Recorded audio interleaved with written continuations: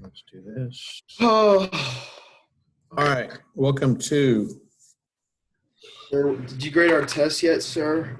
B period stats. It's Monday, May 4th.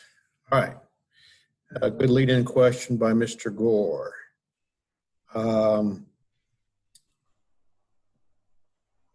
You did? No, I'm just shaking my head.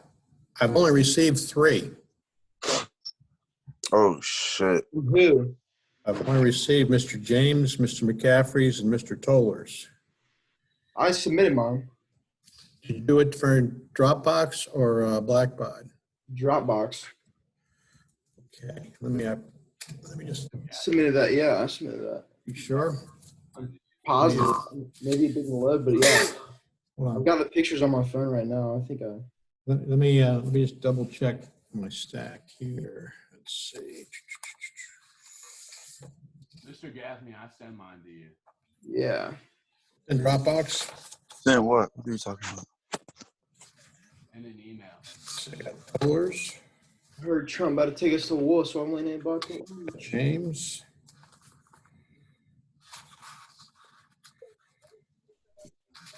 Got McCaffrey's. Okay. Yeah, it says it right here. I submitted 4 things. When you submit it? Do what? Yeah, I can screen. I'll screenshot it to you and email it to you just so it says it's on time. I will send you a text or an email if I can't find it. So did you get my quiz? Who's asking? Wendell? How did you send it? The Dropbox? If it's an old late quiz, don't put it in Dropbox. Email it to me. Just email it to you now instead. But I'm gonna send you the link. It's the one that was. I submit it, so you can see I submitted it on time. Well, 6.5. If you're talking, Mr. Tomlin, if you're talking 6.5 quiz, I graded those. You had it on a Monday, and you're supposed to have it back on Tuesday, so I could grade it and go over it with you for review for the test on Wednesday. So I didn't have it then. Yeah, that's what I'm talking about. I did turn it on time. I promise you I did. Oh yeah, I've got 6.4, 6.5 quiz 79. Oh, you did? Okay, all right. Mr. Gaffney. 6.4, 6.5 quiz. Sir, for me, Yes. I have zeros for both of my quizzes, but I emailed you both of them. Yeah, I graded your quiz, and you and Mr. Walden need to stick around after class, and we'll talk about why it's a 0. Oh, How you can correct that. You probably already know what I'm going to say, or if you want me to address it in class, I can address it in class. I'm confused. Well, you and Mr. Walden's quiz were identical to the letter. Identically formatted, identical verbal responses, identical right answers, identical wrong answers. I don't know how. I mean, Honestly. well, And I do all my quizzes in red, so we couldn't have the same letters and stuff.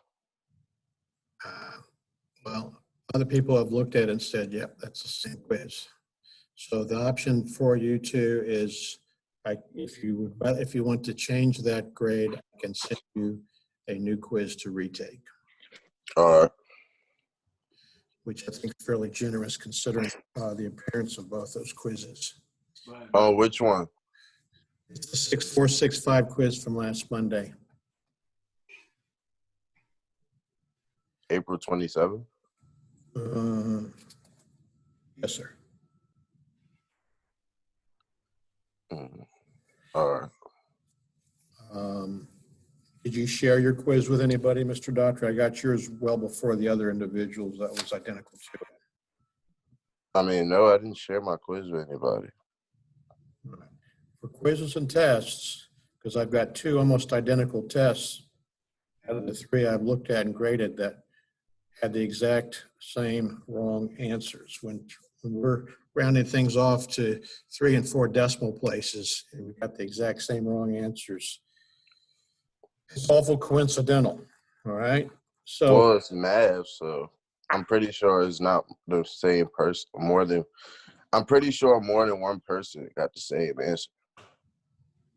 Yeah, but I can see that on the correct answers, but when there's multiple incorrect answers that are identically wrong to 4 decimal places, it does lead itself to some skepticism. For the fact that two people do it identically wrong and come up with identically wrong answers. I can see that happening once or twice, but when you got 4, 5, 6, 7 identically wrong answers rounded to 3 and 4 decimal places,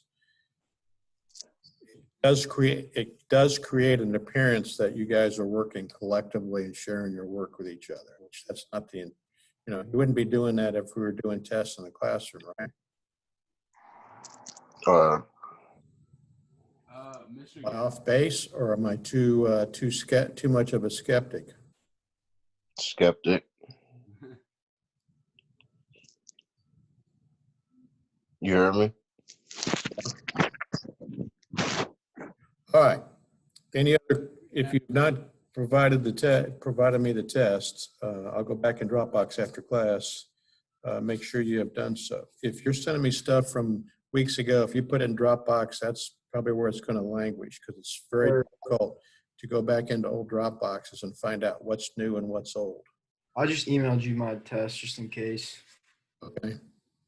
you don't find it on Blackball. But I sent a screenshot from Blackball where it says like the time I submitted it, and it says Okay. it was on time. I'll double check to see if it, Blackbot has had its issues since we went to this because of, I think, it's just gotten inundated, like Zoom has gotten inundated just because everybody's using it to the nth degree that it wasn't used prior to us going in this mode. All right, any other questions, comments, or current concerns before we jump into chapter 7? yeah, Mr. Gaffney, did you get my test? Nope, I sure did not. How did you send it to me? Sent it to you over email last week when it was due. I can't hear you. Over email. I sent it last week. I will go back and check, because the only ones I had as of Friday afternoon that I took home to grade was James, McCaffrey, and Toller. Okay. But I'll go back and check. Okay. If you want to send it to me again, that wouldn't hurt my feelings in the least. Yes, sir. Okay. With that being said, any other questions or comments? All right, we're going to jump into chapter 7. And as you can see, even with chapter 6, these chapters now are pulling from information. We're kind of going deeper into the weeds on issues and topics that we've talked about in earlier chapters. We're kind of end along with pulling information and knowledge that we've gained from other chapters. We're just kind of snowballing or building on what we've learned. So today we are going to jump into chapter 7, which starts off with sampling distributions and how to sample. And we've talked about sampling. And just as a general rule, when we sample, we want an unbiased sample that is representative of the population. And we want to pull data from that sample that would be as close as possible as if we did a census and everybody was in the sample, just like in a census. So that's kind of the overriding theme behind that. If you do go to Blackbaud, you'll look, there's 2 entries for today. One's a CLD 05/04, and then there's a CHW 05/04. The CLD has the PowerPoint presentation I'm going to start into today a little bit and just give you some introductory things. And then we're going to do which I wish you all were in class here, we're going to do a kind of a group exercise, which really is an application of 7.1. I like the exercise a little bit more than the PowerPoint, because you're going to do what the lesson is. And I think that is more educational than me lecturing you on a bunch of slides. But we're going to start off with some slides to go over some basic points and concepts, and then we're going to start the exercise. I don't think we're going to have time to get, because it's about a 3 or 4 page exercise. I'm not sure if we're not going to get through all of it today. We'll start it and then we'll finish it up on Wednesday. All right.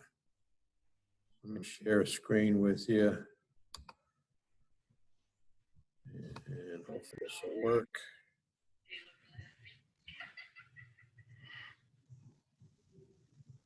All right. Everybody see that slide on sampling distributions? All right, thank you, Mr. Handy. If there's a way you can do split screens, well, you don't really need to, but if you want to print out a copy of this PowerPoint, it's in Blackboard under today's assignment CLD 0504. Right, so sampling distributions, like I said, I'm just going to do a little bit of introductory stuff just to make sure I've got the high points. And then I'm really going to teach the lesson where we're going to do it collectively and doing an exercise on a sampling distribution, which is just kind of a fancy way is how do I take a sample that is representative of the population and then start doing some analysis on it with means of different aspects of the data. All right. Your parents probably just completed a census thing either on paper or more likely online for you guys or your family in March. All right. Actually, I thought it was very concise. This is the first time I did it on myself, but I thought it didn't go into as much detail I had in years past. But a census, of course, if you remember our discussions back in sampling in chapter 3, 2 or 3 back, probably about September, October, is census is the only sample where we sample the entire population, and only our lovely government has the time, money, and effort to sample everybody. It's typically not done because logistically and economically it's not feasible to do. Right? But you know, just about every business, profession, industry is taking samples to gather data to make business decisions on a daily basis, all right? Some are done on a one-time basis, some are done on a repeated or ongoing basis, all right?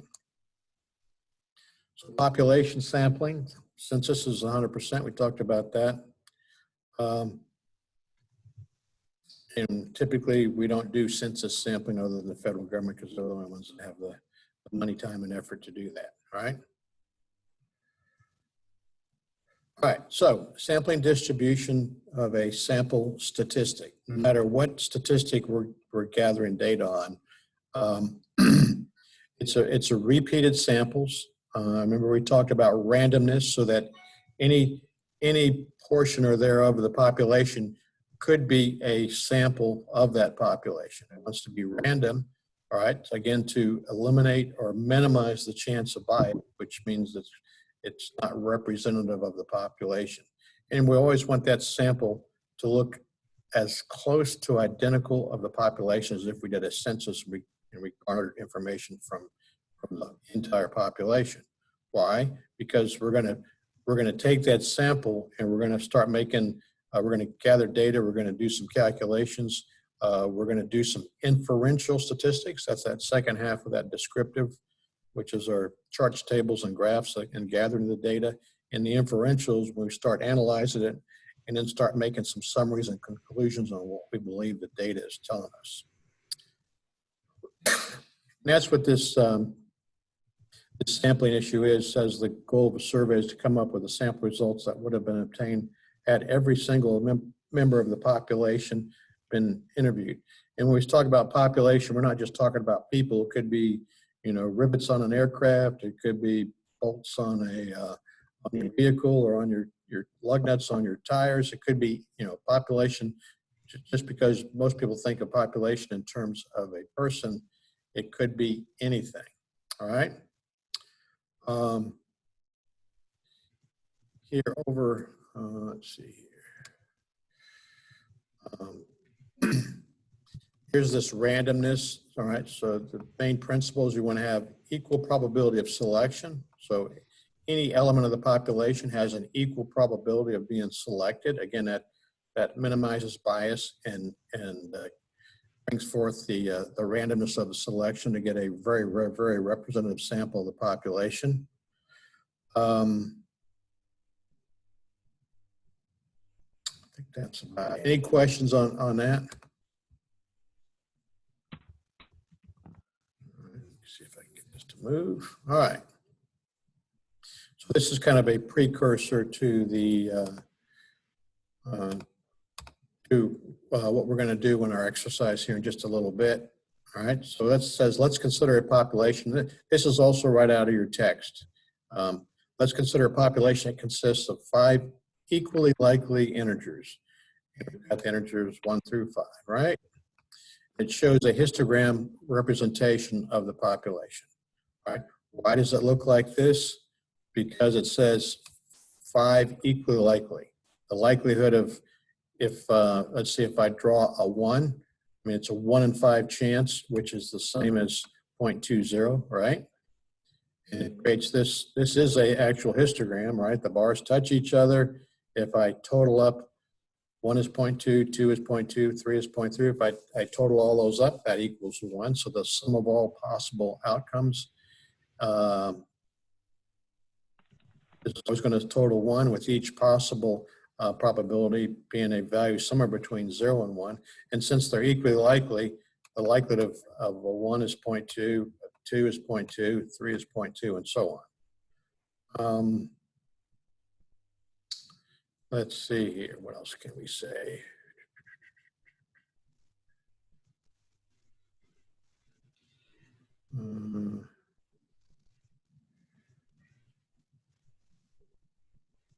Let's see. I don't think there's any questions on that.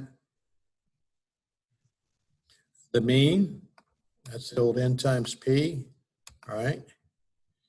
And that's 5 times 0.2.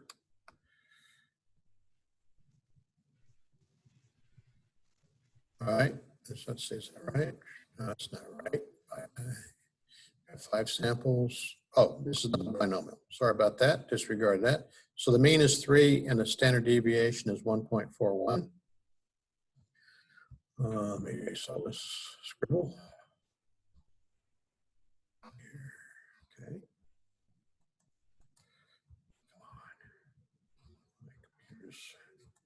All right. So let's consider a portion of the sampling distribution of sample means. We have 30 samples of size 5 that are randomly selected. If I had you here in class, we could actually take your TI, and we could plug in there that we want 30 samples, each of a size of 5. All right, and we want in the our sample pool is the values 1, 2, 3, 4, 5, and we could actually create this table. Since you all aren't here and probably don't have the TI in front of you, this would be what it would look like. Here's 30 samples, each containing 5 samples within that sample, and then if you look down this column, they calculated the mean of each one of those 30 samples. Make sense so far? This is similar to what we're going to do in class. So just to look, first samples, the numbers 4, 5, 1, 4, 5. If we add those 5 numbers together and divide by 5, we would come up with a mean of 3.8. If we took this next one and added the 1, 1, 3, 5, 1 together and divided by 5, we'd come up with 2.2. Make sense? We're going to do something similar in class, but with slightly different numbers. Let's see if I can get this to move.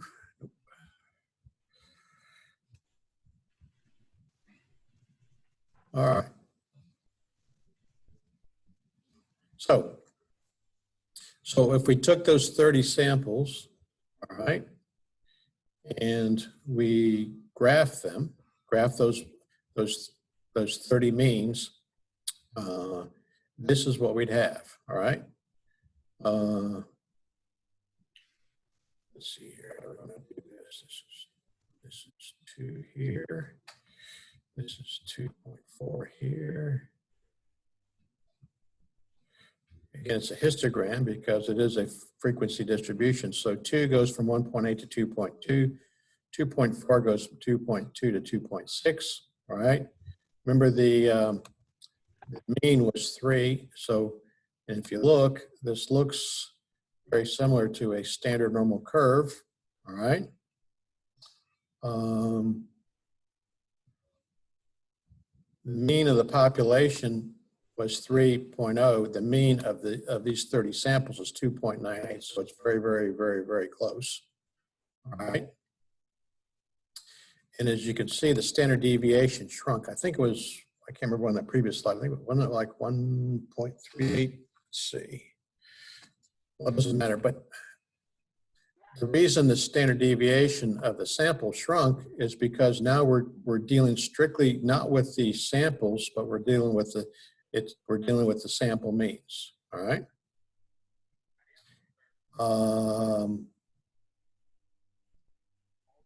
Any questions or comments on that?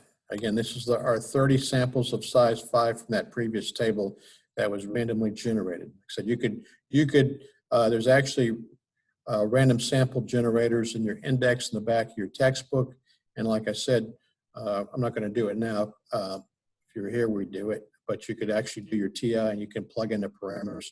And you can generate random samples with your TI by setting up the parameters of how many samples you want, what numerical values you want to use, and what sample size you want to use. Questions, comments? Everybody excited?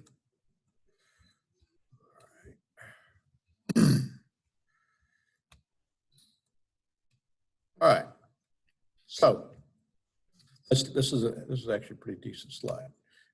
All right. So here is kind of the population, right? We had 5 numbers, each one equally like, that's our population is 1, 2, 3, 4, 5. Each one is equally likely to occur. So it has a probability of 0.2, all right? It has a mean of 3 and a standard deviation of 1.41. We took those 5 numbers and we created a sample size n equals 30, and we randomly generated 30 samples of a size of 5 using those 5 random numbers. Okay. Then we took the mean here and here for the 30 samples. And now we're looking at, we're just looking at the means of those values. And so we went from something that doesn't look like a standard normal curve to something that does look like a standard normal curve, right? Because this is using the means of the 30 samples. And everybody talked about, well, if I increase my sample size, I can get any set of data to start trending towards a standard normal curve, which we get to occur right, you know, which is starting to happen here. It's not a super good one, but it's a pretty decent one, all right? This is strictly the means, this table right here, pulling from that far right column of those 30 samples, all right? The mean of the sample and the mean of the population should be identical or super, super close to each other, which they are. The standard deviation is what shrunk tremendously because now we're dealing with, we're kind of doing the means of the means or the averages of the averages. So you can see that the variability, which is what standard deviation is, decreases from that 1.41 down to the 0.638. Questions, confusion? Excited? Happy to be here? All right, let me do something. All right, let's see, there's something I'm gonna jump over. Let me just see something. Yeah, okay, we'll just talk about this for real quickly and then we're gonna do the exercise. All right, the variable for the sampling distribution is X bar or the mean, and therefore the mean of X bar is kind of like the, I don't know why I do this. Let me do this here. The mean of the X bar is kind of like an X double bar, and the standard deviation of X bar is this, okay? So this one here was that 3 of our population. This was that 2.98, which is kind of the mean of our means of our samples, right? That's the distinction here. All right. The standard deviation, which is that old kind of thing that's sometimes referred to as a 6, is now the sample or standard deviation of the means. We don't have to get too deep in the weeds.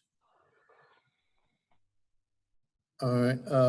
We always want randomness in our sample because that means each element of the population is equally likely to be selected, which hopefully then will create a sample that is very, very, very representative of your population, which is the whole ultimate goal of all this.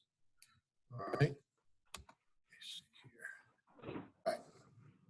So I'm not going to get too deep in this. Is a lot of detail here. We'll maybe come back to this later, but this is what we're going to do. All right. We're going to kind of do a version of this graph here. Where we're going to take a population. We're going to create multiple samples of equal size that are representative of the population. And then we're going to take the means of those samples and we're going to analyze the means, all right? And that's what this exercise is going to do. It's going to create a standard normal curve like you see in the middle of that light blue box there on the right side. All right? Don't get too lost in the explanation because I think if we do it, it'll make more sense. So let me stop share. Let me switch over. Let's see here. Yeah, there we go. All right. Questions before we begin? Like I said, this is kind of going to kind of reinforce what we just talked about. I know I kind of went over it fairly quickly and fairly fast, but I think if we do the exercise, it'll make more sense to you. If you happen to have a printer nearby where you're sitting, you can actually print this out. And if not, you might want to just take a few notes and then you can kind of transfer the information back over to this once we get going. All right. Are we ready? We're not going to get through the whole thing today. We'll get through a chunk of it. All right. So let me see if actually that's too big. No, that's all right. Let me shrink this just a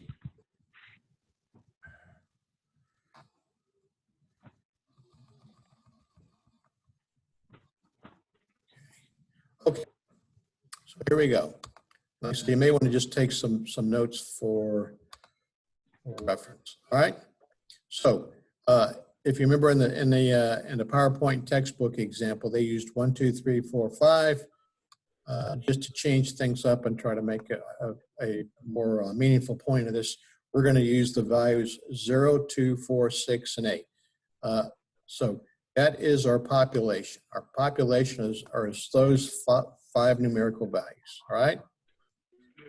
All right. So our sample size is going to be 2. Sample size are 2. All right. And we're going to do 2 sampling distributions. All right.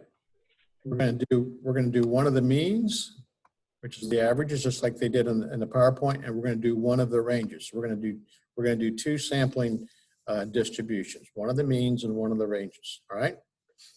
So below is a list of all possible combinations of a size 2 using those 5 values as our population. And it says how many combinations are there. All right. So if you kind of follow along, and I started this, if we did this in class together, I'd have you do more of it, but since we're not together and you don't have this printed out, I'm going to walk you through it. I'm going to leave some of it blank for you to complete between now and Wednesday. All right. So I'll just kind of give you a clue. There's there's 5, 1, 2, 3, 4, 5 rows and there's 5 columns. So right there should kind of give you a clue. It says how many combinations are there? 5 times 5 is 25. If you think about it, when we did the dice thing back in probably October, how many different combinations of I rolled 2 dice of 1 and 6 could you have? So if you kind of look at the pattern here, the first value in this first column, every one of them is 0. Okay, that makes sense. And then the second half of that sample, that's 2, 4, 6, and 8. All right. And just like so that's looking down the column. If you look across on the rows, doing that first half of the sample, we got 0, 2, 4, 6, and 8. Does that make sense so far? Questions? Now, if I went back in, this would be 0, this would be 0, and this would be 0. You can kind of see what's happening. Every one of these is 8. And this would be 2. And this would be 4. Oops, that's a 4 actually. All right. And then if you look, every one of these would be 2. Every one of these would be 4. You can see the pattern. Every one of these would be 6. All right. So that's our 25. We got 25 samples with a sample size of 2. 25 samples with a sample size of 2. We good so far? All right, let's see if I can keep this. Let me see something. All right, let's do this. All right, so now we're going to take, and I'll go back in and propagate some of this. Now we're going to take the means of each one of these samples, all right? So if I add 0 and 0 and divide by 2, I get 0. And if you remember here, this one will be 0, 2. If I add 0 plus 2 and divide by 2, this is 1. If I add 0 plus 4 and divide by 2, this is 2. You see, I'm just taking the means of each one of these 25 samples with a sample size of 2. Does that make sense? That's 3 and 0 and 8. You can kind of see there's going to be a pattern developing. So 0 is the mean of that first. These boxes locations correspond with each other. All right, they're in order. The 0, 2, the mean of 0, 2 is 1. The mean of 0, 2 or 0, 4 is 2, and so on. Just like here, we got what? We got 2. And I'm going to let you finish some of these between now and Wednesday, all right? And then we got 2, so that you get a little bit of practice and drive the lesson home a little bit, all right? So 2 and 0 divided by 2 is 1. 2 plus 2 divided by 2 is 2. 2 plus 4 is 6, divided by 2 is 3. All right, 2 plus 5 is, 2 plus 6 is 8. Divided by 2 is 4, and 2 plus 8 is 10, divided by 2 is 5. So these are the means. The second table is the means of that sample. Are we good so far? Any confusion? Anybody lost? I don't want to keep going. So the next table would start off with 2. I'm sorry? So the next table would start off with 2, right? When you say next table, which table do you mean? Like the next one over. So it'd be 4 plus 0 is 4, divided by 2 is 2. And then you just go down. I see what you're saying. Yeah, this is 2, and we got 4 here, and 2 here is 6, and divide that by 2 is 3. You can see there's a numerical pattern to it. We got 0, 1, 2, 3, 4, 1, 2, 3, 4, 5. You can already probably guess this is going to be 4. This is going to be 5. This is going to be 6. And you can see there's a pattern here. 7, 4, 5, 6, 7, 8, 3, 4, 5, 6. I can even do it without even looking. 2, 3, 4, 5 here. This is going to be 6 here, right? If I did here, just so you realize what's going on, we got 6, 0 and 6, 2. So 6 plus 0 divided by 2 is 3. 6 plus 2 is 8 divided by 2 is 4, and so on. So that is a table of our means, all right? If I created a graph with this, we would end up not with a standard normal curve, we would end up with a box, a lot more partitions than what we had in the exercise or in the PowerPoint exercise. You'd end up with less because each one of these is equally likely to occur, all right? There is a 1/25th probability, or what, 0.04 probability of a 0, 0. There's a 0.4 probability of an 8 and 8, right? Does that make sense?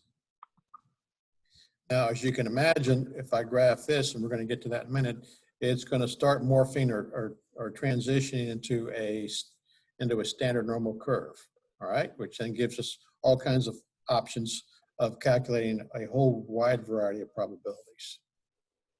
All right. Questions so far?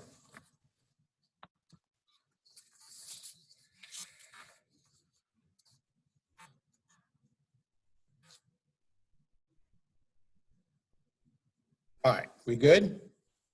Before I move on, because I wish I could put it all on one page, but let me see something here. Let me see if I can. Let me see if I can show 2 pages at one time.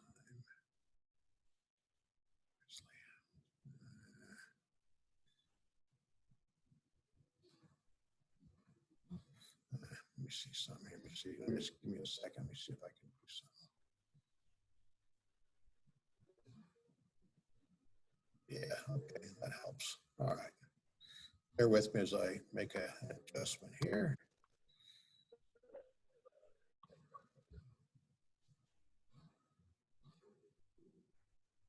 Okay, there. I know that's small. Let me see if I can blow that up just a little bit. Let's see, view. Is that legible on your guys' screen?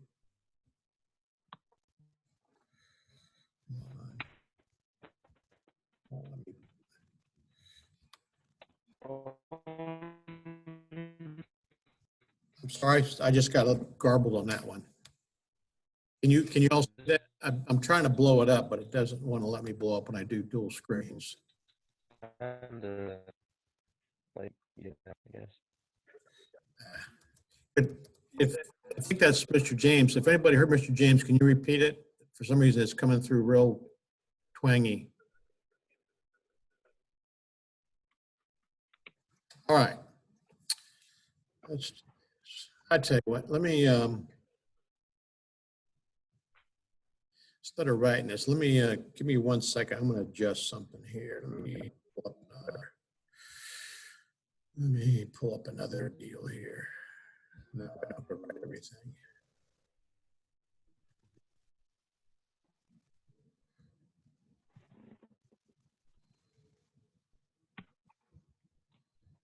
Give me 1 second.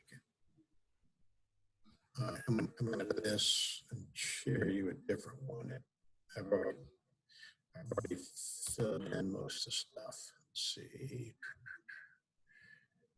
think it's this one. Where'd it go? Here we go. All right. It's better. Let's see. You all see that? It says answer key. Anybody see that? Yeah? Yeah, yeah. Okay. All right, good. All right. So if I filled it all in, that's what it would look like. All right. So these right here is the means of all those samples above. All right. So now we're going to analyze and look at the means. All right. If I can get 2 screens up here, I might make our life a little bit easier. Let's see if I can do this. I don't want to do that. Sometimes this isn't very user friendly. Let's see. Page view. It's not going to let me do it. All right, no, it's because it's a PDF. That's why. Okay, here, I think we can do that. So if we can see both of these, all right. So now, now we're going to analyze that second table or the means. And I apologize for doing this. If we're in class together, this we'd be able to, I think it'd make more sense, but that's okay. So each of these samples is equally likely to occur. We had 25 different combinations of those 5 numbers, 0, 2, 4, 6, 8, right? And so each one of those has a probability of 0.04. Each one of those combinations has a probability of 0.04. And that's where we'd get that. If we graph that, we'd have 25 of these 0.04, and the graph would look like a box, not like a standard curve, right? So now we're going to look at the means, which is this table up here, where we took the means of those 25 samples, and we're going to see, okay, how many times does 0 occur? Well, it only occurred one time. How many times was 1 our mean? It occurred twice, so that's the 0.08. How many times did 2 occur? It occurred 3 times, so that's at 3 times 0.04 is 0.12. How many times did 3 occur? It occurred 4 times, so it's that 4 times that 0.04 is 0.16. And you can see, so the probability of 0 is 0.04, the probability of 1 occurring is 0.08, the probability of 2 is 0.12. So now we're starting to get some more detailed data that hopefully will give us some trends or some things that are going on that we can now do that inferential part of the descriptive and inferential statistics. And you can see 4 occurred 5 times for the 2 Sir, others. Yeah. on our graph, we got a thing that says frequency. You see like how yours says X bar and then Okay. the probability of X. Okay. Ours is like X bars, and then there's a column that says frequency. And then there's a column that says probability of the X, of the mean. Let me just, I think I know. So basically, I'm saying what goes in that frequency column. Like I see it on my paper, Okay, but I'm yeah. doing it first. Yeah, this is an answer key I pulled up from a couple of years back. So the frequency is, okay, thanks, that's a good question. The frequency is how many times did 0 occur? All right, so 0 occurred 1 time. Thanks. All right, yeah, this is an old answer key. So the 1 times the 0.04, which is right up here, is 0.04. And how many times did 1 occur from that table at the bottom of the first page? It occurred 2 times, right? Yeah, it should say, I forget how to spell it. Yeah, I added that later for clarification. Like I said, I'm using an old answer key. So frequency is how often does it occur, all right? If you look up in this table up here, the two occurred 3 times. So it's just the 2, so it's just the 3 times 0.4 for the 0.12. Does that make sense? That's a good point. Yeah, it does. Okay. All right. Yeah. Frequency just means how many times did that 3, how many times do we have 3 for a mean? How many times do we have 4 for the mean? How many times do we have 5 for the mean? All right. Give me 1 second. I'm going to just finish with this, and then we'll stop here and pick up there on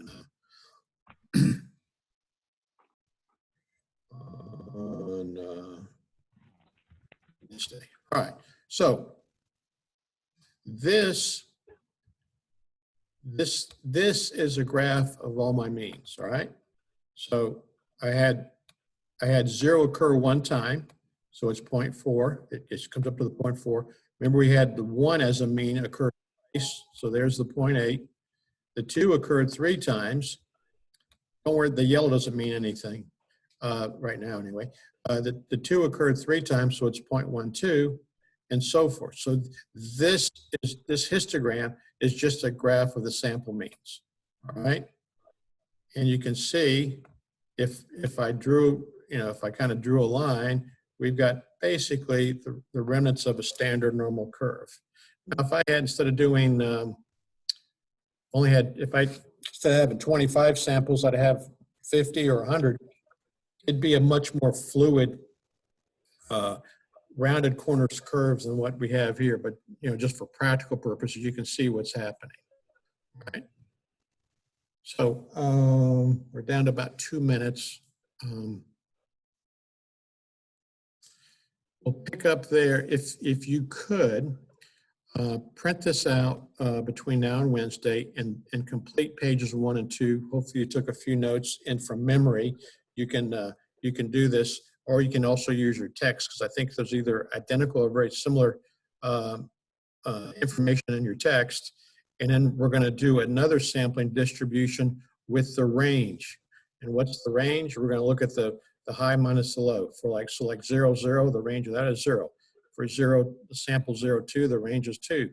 For the sample 0, 8, the range is 8. And then we're going to take the means of those ranges and also do a similar process, again, just to give you kind of two practices on creating sample distributions of sample means or sample distributions of sample ranges. All right. Questions? So if you can print this out, print it out, or if you can just copy it and just do it on loose leaf paper, complete page 1 and page 2, which is what this is the bottom of page 2 you're looking at right now. If you have not submitted your test, please do so. Please do your own work. Do not be screenshotting and sharing tests. All right. How are we supposed to do this histogram? Do you have a printer? If you print it out, you can. I don't have a printer. A printer. Just do you have any graph paper at home? No, I'm ready to move. So anything I have is probably packed up. Okay. You going off to college?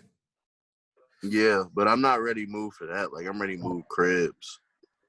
Then just kind of do as neat as possible on loose leaf paper. Okay. That's kind of the best you can do with what you got, right? Yeah. All right. And just complete side 1 and 2. It's about a 5-page exercise. So we'll pick up with this on. So not page 3? No, because let me look.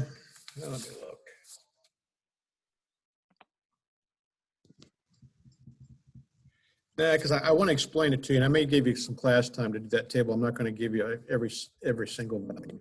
If you do page 1 and 2, you'll be in good shape for Wednesday. Okay. All right. If Mr. Daughtry and Walden, if you need to stick around after class and talk to me, I'll hang on. Everybody else can jump off. We will see you on Wednesday unless there's any questions.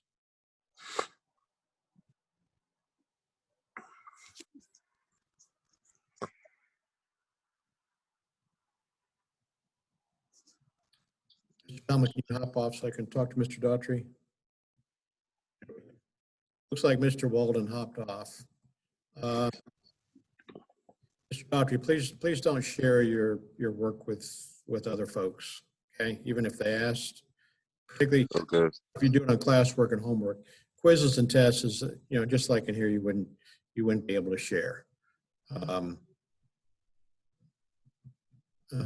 know other individuals are because they took the first 4 or 5 weeks of the quarter off and they're scrambling to get work done.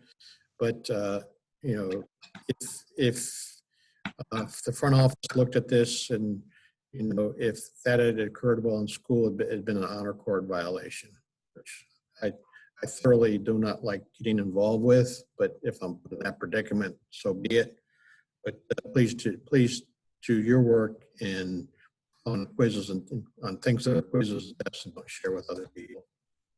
Yes, sir. I understand. I So, will, you got to give me a day or two because I am literally swamped because I got to make a new quiz for 465 and I'll send it to you. It might probably be tomorrow. I'll try to get it to you tomorrow. So if you have any questions, you can ask me on Wednesday. okay. And you have my other quiz, right? Yeah, I printed it out Wednesday, but being old, I didn't take the answer key home, so I didn't have the answer key to grade it. It's probably gonna take 48 hours or so for me to grade it and put it into the. All right. Fair enough? Yes, sir. I appreciate it. Okay, we'll see you. Have a good one. All right, you too. Bye.